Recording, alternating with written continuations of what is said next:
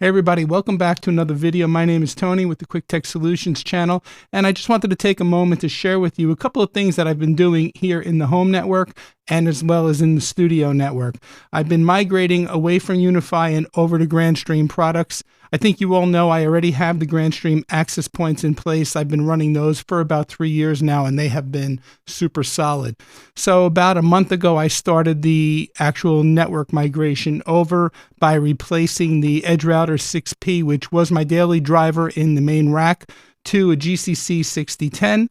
And just yesterday, I replaced 2 of several UniFi switches with Grandstream switches. And you'll see in this video, I replaced the UniFi 16-port 150 watt switch, which has been a solid workhorse for the last 7, maybe even 8 years.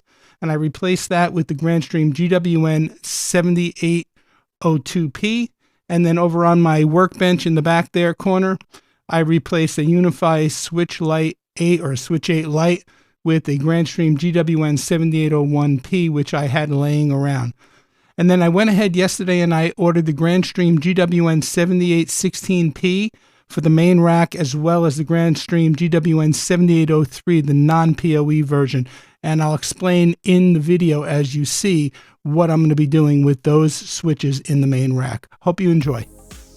Okay, so we're going to be replacing this UniFi US16 150 watt switch with a Grandstream GWN 7802P. First thing we're going to do is kill the power and then remove all of the cabling.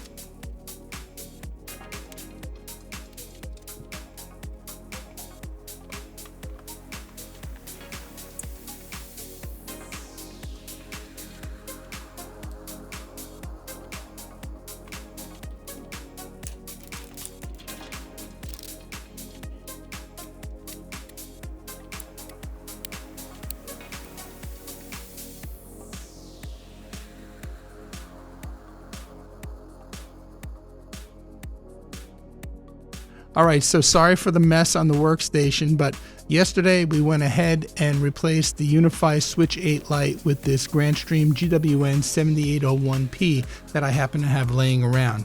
Now eventually I want to add more cabling on the wall and add a 12-port patch panel, but I'm going to have to get some cables run from here over into the network rack.